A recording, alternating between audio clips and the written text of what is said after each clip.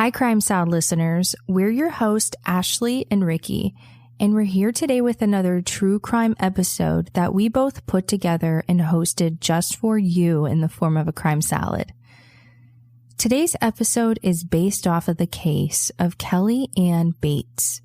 We like to credit our sources, which include Murders Bulletproof by Oswin McIntosh, Homicide, a forensic psychology casebook, and supporting facts from independent.ie. Thanks for your support by joining us every Thursday and your love for Crime Salad. This story is about to test your morbid curiosity. One so gruesome, even today, it was unlike anything anyone has ever seen before. A story that takes us to Manchester, England, a sadistic killer who tortured a 17-year-old for weeks. And please, bear with us, as I know we're going to have a hard time with this one. Just as an extra warning, if our intro wasn't much of a warning for you, this episode will talk about graphic content that may not be suitable for everyone, especially if you're sensitive to gory details. But if you're like me, at this point, I just want to know what makes this story so horrible. But for those of you that are sensitive to graphic detail, please know that you have been warned. It was 1993, and a young teenage girl aged 14 named Kelly Ann Bates grew up as a normal kid, living in a loving home surrounded by a supportive family and raised by parents who focused on their kids to grow up with self-love and confidence. She was a tomboy who loved playing hockey. She was a great student in school. She was also a babysitter and worked at a fruit stand on the weekends. Kelly was known to be very kind and a friend to everyone. She was the type of person who would do anything for anyone and was quite mature for her age. She always liked to hang out with people much older than herself, some even being adults. Her parents saw this as just the type of person she was, mature.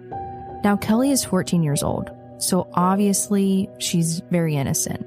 However, I can say for myself, I was pretty lost at the age of 14, and I was just learning about who I was. You're in between being a kid and a young adult, a teenager, and for me, the word teenager got to my head. I just felt like I was old enough. At age 14, she fell in love with her very first love. She met him while babysitting. He was the friend of the parents that she babysat at, and he offered to walk her home the evening they met. What was so special about him, we really couldn't tell you, but we're assuming he used his charm and charisma as bait to grab her attention. At a young age, you start an interest in guys. Around 14, imagine your 14-year-old self. Someone gives you that attention that you saw in a romantic movie, and that's all you know. You think, well, this guy really likes me. Maybe you feel special. It almost distracts you not seeing any bad in that person. Looking into this boyfriend of Kelly Ann's, we came across the only image we ever found, and I see nothing special, very creepy actually. His real name is James Patterson Smith, but at first, he goes by a fake name, Dave. Charisma is a powerful thing, but just to be charismatic, I feel like it's hard for some people when anxiety gets in the way, but for people like James, he was a true charmer. James appeared to live an honest life. He was a churchgoer, he was always well-groomed, and his yard was always kept nice, as it was noticed by neighbors. A typical, normal guy where you would often see him cutting the grass once a week, along with a friendly wave. He gave a very normal image of himself that led people to believe he was your average, normal guy. But behind this picture-perfect guy, he was a dark, sadistic monster. I couldn't find a better word to describe him other than monster. And people like James were experts at manipulating their victims, getting them to do anything they want. James had a violent past, although I wish we were able to find more about his childhood, like how he grew up, but what we found covers more about his past relationships. He was married at a time living in Manchester, but their marriage was the start of his violent behavior. Well, from what we know. His wife endured abuse for 10 long years and had enough. And when she had enough, they got a divorce in 1980. Soon after his divorce, he dated a young woman named Tina Watson, who was 20 years old. When she got pregnant with his child, she suffered through intense physical abuse, which started out just small taps on the shoulder every once in a while, then eventually turning into a daily thing, which led to very aggressive behavior. And he would constantly kick and punch her, kicking her between the legs. But before things got any worse, as they were getting worse every day, she managed to escape the relationship after he attempted to drown her while she was bathing. Quickly after this relationship, he started to date a 15-year-old girl who was also the victim of abuse. We don't have much information, but we do know he tried to drown her in the kitchen sink, but she managed to get away. And his urge to hurt women was in all of these relationships. I just wonder what he did to get these girls interested in him. And we searched and searched for this guy to see what he looked like. And after searching to try to find another picture of this guy, just to see what he looked like, we still just ended up with that same picture. It's almost like a mugshot. He has unkempt, longer, medium-length hair, glasses, and he appears not good looking at all, actually kind of creepy. Was he really that charming to get these women to where he wanted them? It kind of makes me feel like everyone should be more cautious around extremely charming people. And it makes you wonder, what does someone like him want from women if they just abuse them? After this relationship, he came across his next victim, which was the girl we mentioned in the beginning of this episode, Kelly Ann Bates. And we don't have many details as to how they actually met. Like we said before, it's believed that they met sometime while she was babysitting when she was 14 and walked her home. Kelly talked to her parents openly about having this boyfriend and seeing him, what they did together, and other small stories. But her parents just assumed this boyfriend was from school, a younger boy, maybe in her class, just a young love fling. They never asked questions, just played it off like it wasn't that big of a deal. Well, it came the day when Kelly Ann brought over this boyfriend to meet with her parents. The boyfriend that she's been talking about this whole time. James walked down the hallway, down the stairs, following behind Kelly Ann. When they first saw who this boyfriend was, it was so hard to believe. Kelly Ann's mom stood in shock as the hairs on the back of her neck stood up, and her dad felt the same way. They had to have been thinking, who is this older man dating my daughter? They both saw something completely different from what Kelly saw. He looked much older, creepy, and just why? How old is this guy? Her mother's natural instinct kicked in. This just wasn't right. Instantly, she had so much hate towards this grown man coming into their home with their daughter. When asked his age, James told them he was 32 years old. Although this was not easy at all for the parents to handle, it was really only the beginning. Kelly Ann was the type of girl who knew what she wanted. She was someone who you couldn't tell her what to do. She explained to her mom that she hangs out with older people all the time, and she's mature. She can totally see herself being with someone much older, and her parents never agreed with it. But they still respected their daughter and always wanted her to have confidence and be independent in her decision making.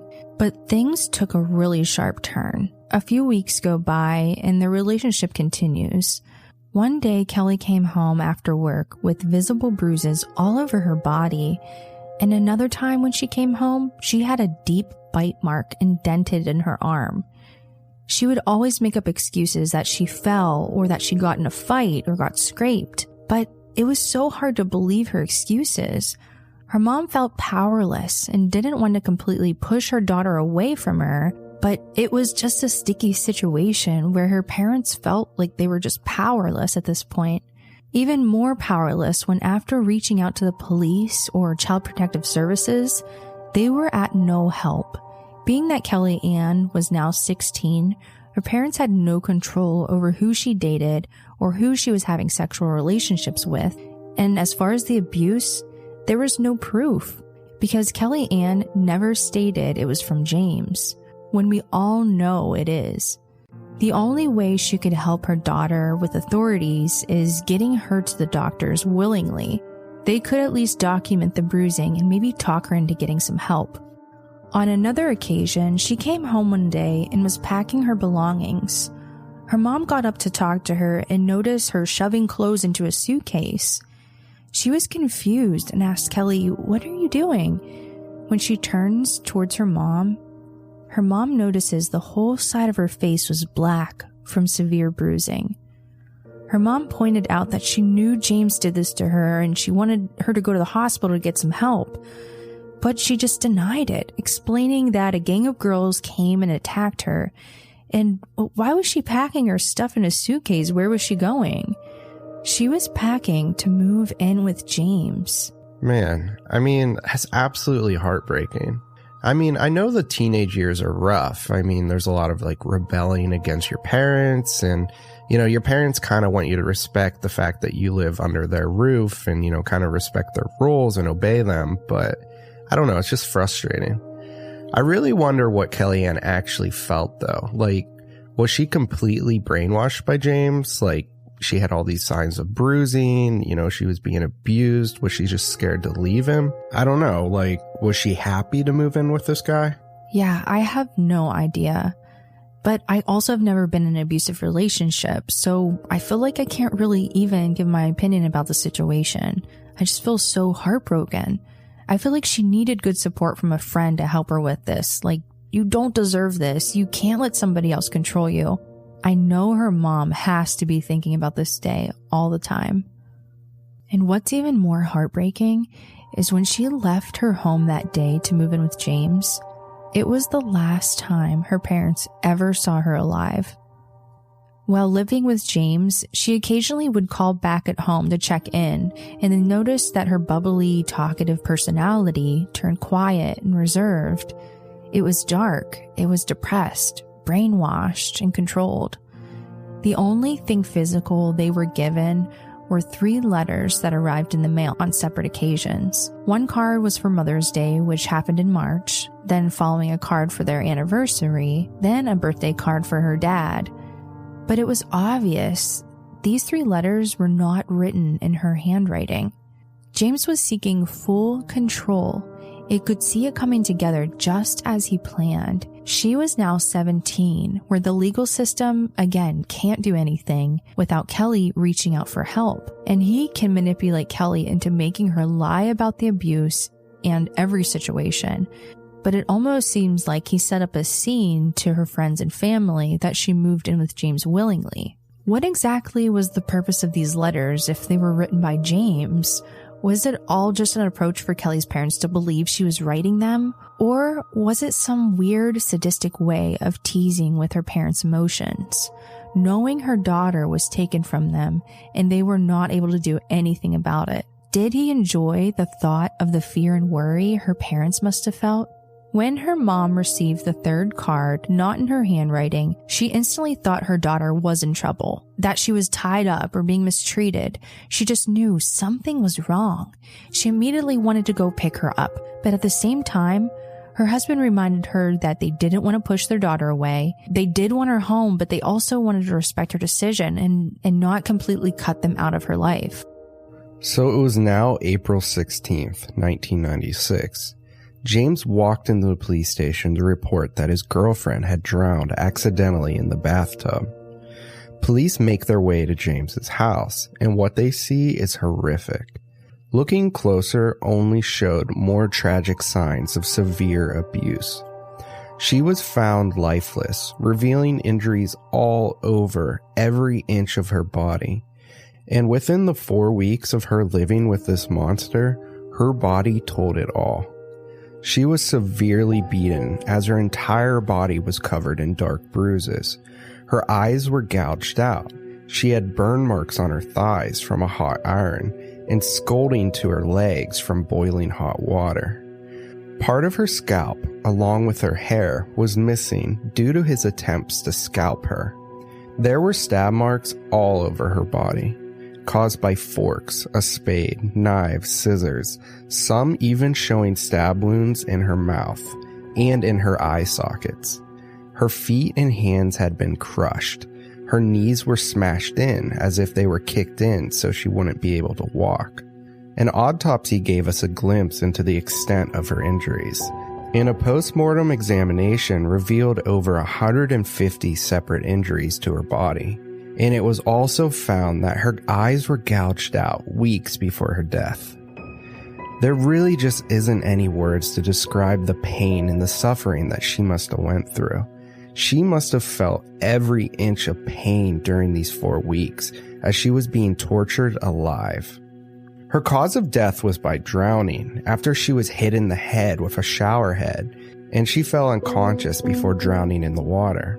And the whole thing is just absolutely horrifying. To have your eyes gouged out, kept alive to suffer for weeks after, not able to see what's going to happen to you next. This definitely is the worst case that we've ever covered, and it's one of the worst things I've even ever heard.